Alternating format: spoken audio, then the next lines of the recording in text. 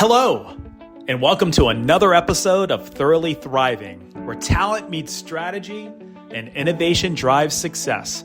On today's episode, we will take a deep dive into the world of human capital solutions, explore the latest trends in recruitment, and share actionable insights to help businesses grow and thrive. Whether you're a seasoned executive, a budding entrepreneur, or just passionate about the future of work, you are in the right place. Well, let's get started on building the future one conversation at a time.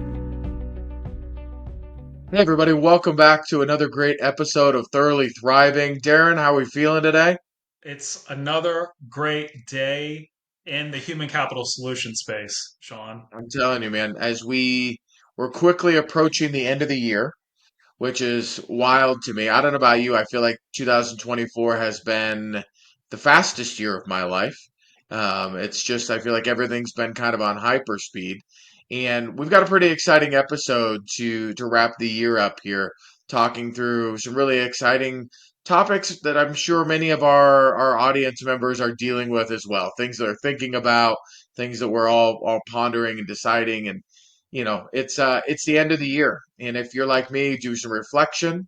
And we do some planning for the next year. We're working our way through small things and big things, spending some great time with the people that you love, and really re-gearing yourselves for what I believe 2025 is going to be a great year of growth and success for many of us. And so, as we're closing the year, recruitment tends to present some unique challenges and opportunities, and so we really wanted to talk a little bit about how do you not just put a great stamp on the end of this year, but how do we go into 2025 in the first quarter of the year, really focusing around taking advantage of talent movement in Q1.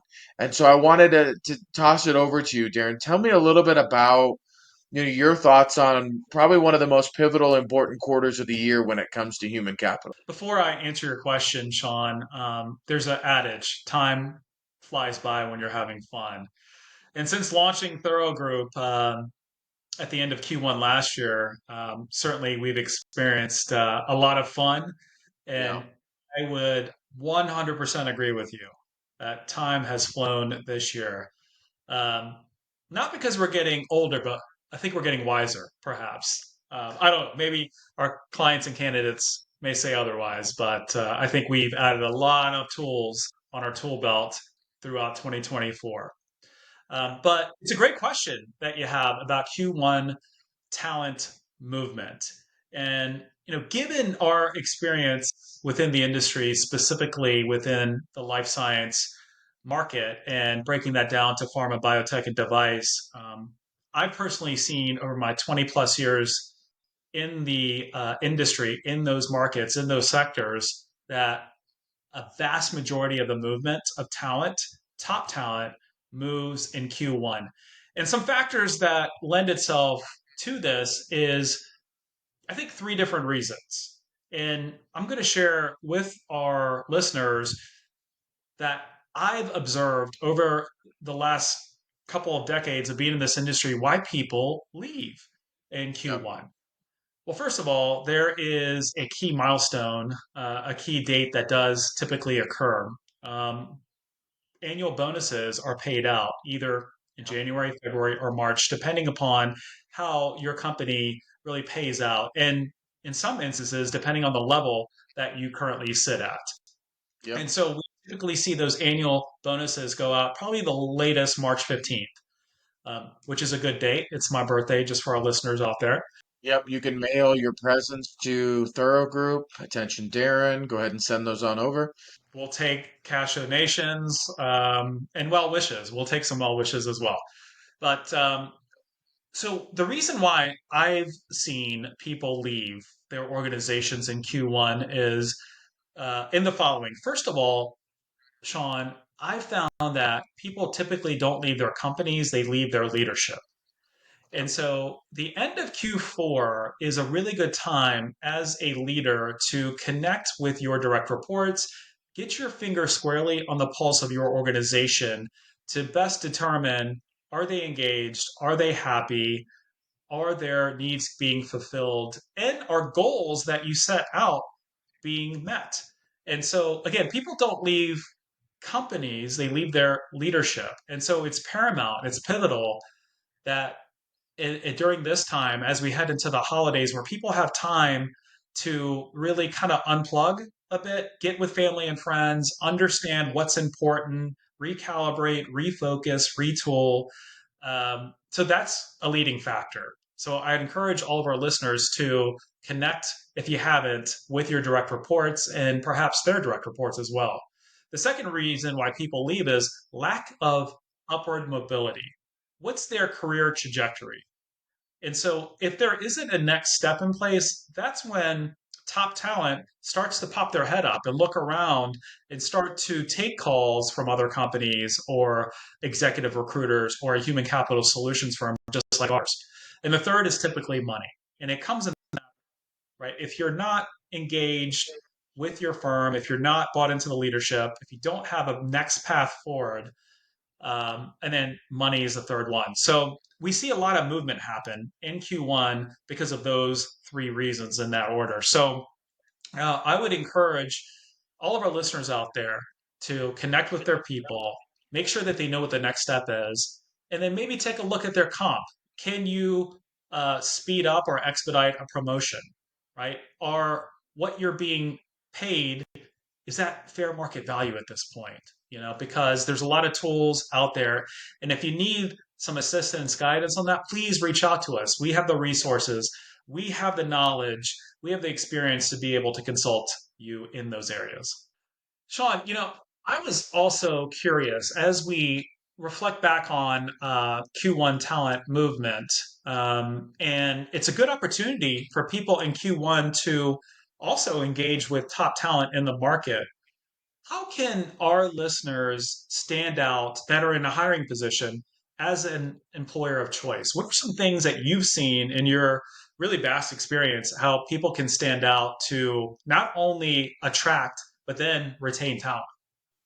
I think I love what you said in your last answer about Q1 around just everyone wants to focus on money being the only thing, right? Everyone wants to focus on it's all about comp. And, let's be honest, things in our world are more expensive than they were a year ago. Everything that we're putting into our lifestyle budget, we're going through everything for the family is different than it was a year ago. It's different than it was 2 years ago. And so we can't just ignore that compensation plays a part. Compensation absolutely plays a part. And I think, when we were making big determinations around the future of people as a part of our organization, compensation is always going to be a consideration. So let's take that and set that over to the side because that's absolutely always going to play a part. You cannot pay 30% below market and expect to have the best talent that's out there. You just can't.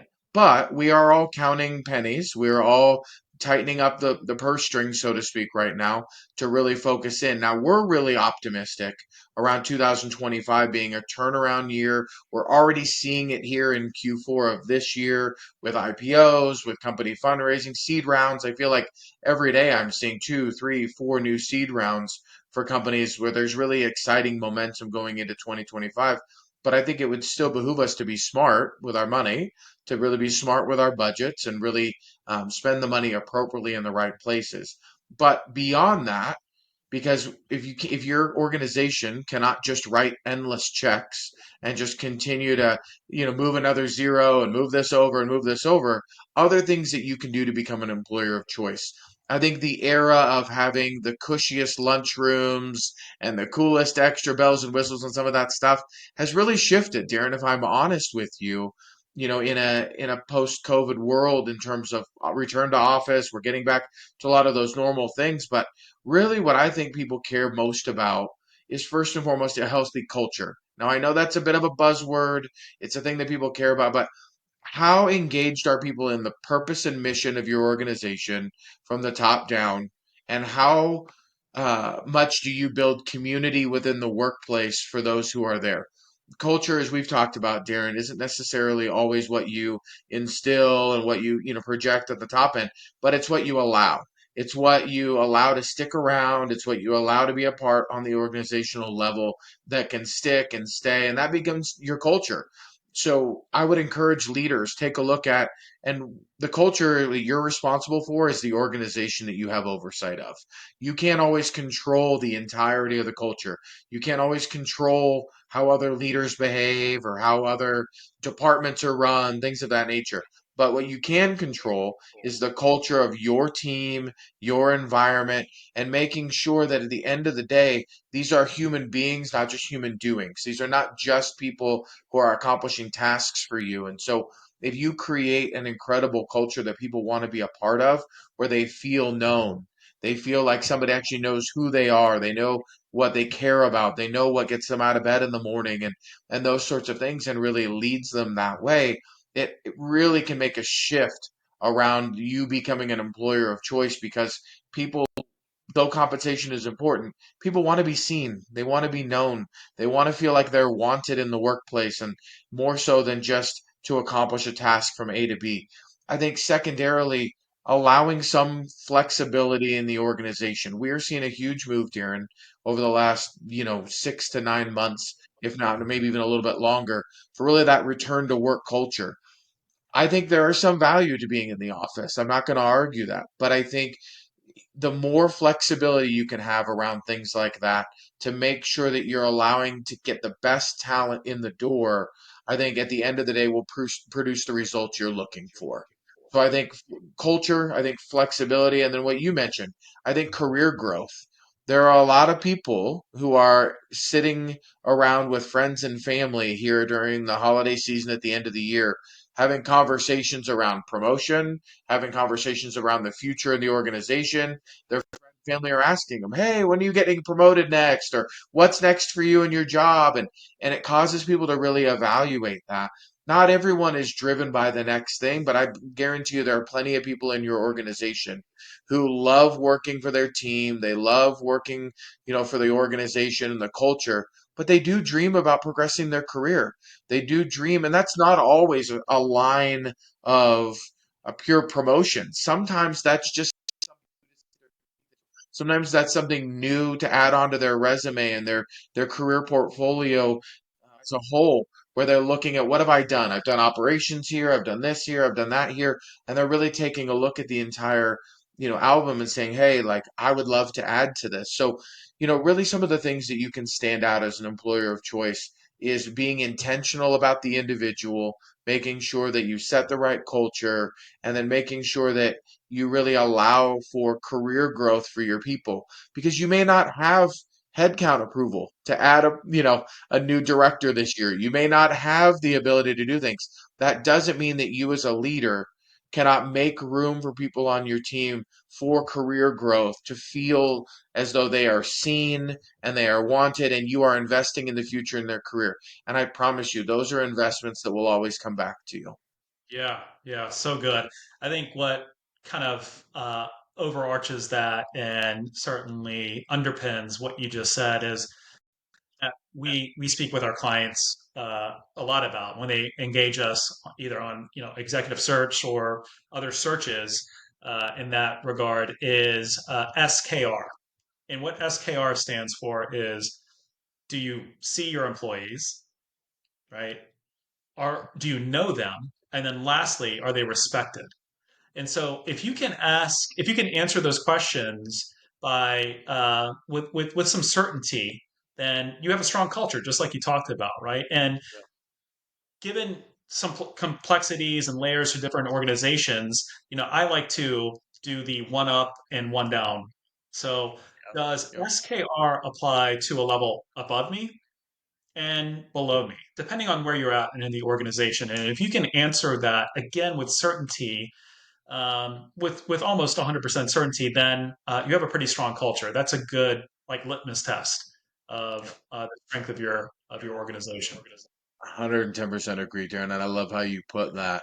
One of the things I love about working with you, Darren, is really your vision around not just doing things for today, but really having a long-term vision around everything that you do. Being intentional about, I've heard you say it before, how you do one thing is how you do everything. And I think if we are always caught up in the ever cycle of just today, tomorrow, today, and it just continues that way. we aren't affecting long-term change, and we're not setting ourselves up for long-term success. When it comes to long-term recruiting success, what advice would you give to our audience around they're looking to build really a strong hiring pipeline for 2025? Like, what advice would you give them to make sure that they're setting themselves up for long-term success? Yeah, it's a great question, and I think it's very applicable. It's very relevant as we're heading into a year where there's more IPOs, there's more seed round funding that's happening, acquisitions are still happening, which um, is good and bad depending on where you're at on the human capital spectrum, right? Yeah, yeah, Um, I'm going to answer your question, but this is what kind of underlies my response to that is, Sean, when it's raining outside, that's not a good time to repair my roof. It just isn't, right? I need to repair my roof before it starts to rain. I need to fortify. I need to strengthen my roof before the elements certainly get from the outside into the inside. It's the same yeah, thing with long term recruitment. We consult with our clients that it is advantageous for you to start pipelining good talent, to start interviewing candidates now, especially in Q1 where there's a lot of movement. So we often have our clients ask us, uh, thorough group, do you have some good talent that you could share with us? People that are passively looking. And so we're constantly meeting those requests by providing them with good talent that's on the market that they can talk to proactively. Perhaps mhm, they don't have immediate need right now, but given what's in their pipeline, given what might be coming out of the lab, out of discovery into the clinic, there's some forecasting that is really paramount to take advantage of now. yep, So we're seeing quite a bit of that right now, just given the quality of candidates that we work with, either actively or proactively. So this is the time where we're getting a lot of requests to speak with top talent, or we're consulting new clients. I understand that, again, you're bringing this program into the clinic. This might be a good opportunity for you to interview some data managers, right? Or some clinical operations candidates. Um, or if it's at that stage, let's go ahead and get you someone that has 10, 15 years of regulatory experience or quality, those functional areas within clinical development. So those areas we're also starting to see come back alive, where some of that has been yep, yep. dormant, but hasn't been as robust as it has been in 2020, 21, and 22. We're starting to see those functional areas pick up tremendously. Program management has been a hot area for Yeah, us. it has, absolutely. So we have clients asking us, can we see some really viable candidates that are strong in program and project management? Because this is what we're again forecasting to come into the clinic, or we're making this acquisition of this compound. So a lot of that's happening. So I would certainly encourage, if our listeners are in a hiring position, to start talking with candidates, because again, you may have some movement on your team, unbeknownst to you, that might be Yep. leaving in those critical Yeah. areas. So just like we do at Thorough Group, it's important for us to have the right people, with the right tools in the right position so they can be swimming in the right lane. So it's important that our listeners and our current clients interview, talk with, and forecast appropriately. I think that's absolutely a great way to lay it out. And I think the people who get often caught off guard are the ones that think we'll just be able to we'll handle it later. We'll be able to just handle it when and I'm always fascinated when, we get to the finish line, you think you're going to be able to solve it, and then it for whatever reason doesn't work out. You know, I I think this next year is going to be incredible, and I think if we can all get ahead in our planning and our development, if there's any way we can help you, even to sit down and just to strategize. A lot of times our clients just reach out to us for planning and strategy purposes, even more so than, they have a specific search that they're looking for, but want to understand, what does the market dynamic look like? What are you seeing out there? How many people are starting to poke around and take a look? And so this happens every year. We know it happens in Q1 in the biotech and pharmaceutical space, where people are going to move. I would say that the people that are able to take the most advantage every year are the ones who had a plan ahead of time, who were prepared, who really looked, forward with vision and direction, and were able to take each other. If any of this helped you, or if we can make sure that we help you in any ways, feel free to reach out to us. But just in closing today's episode down, Darren, I think that there's some really key thoughts that I'd love to make sure you leave with us is, are those on your team seen, known, and feel respected? Do you feel seen, known, and respected? Do you feel like those are key aspects to what you're doing? What are you doing for even your functional team, your group, when it determines around healthy culture, healthy community? What innovative aspects are you thinking of as a leader to really build those on your team so that they feel like they're really growing in their career?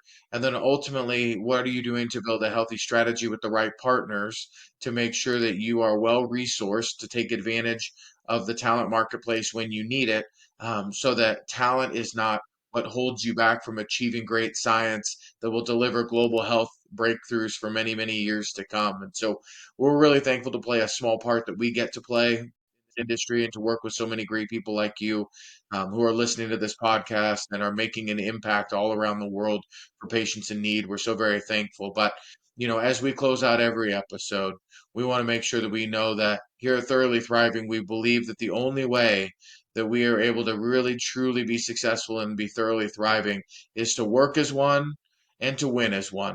So thank you for joining us today, and have a great rest of your 2024. We look forward to talking with you again next year.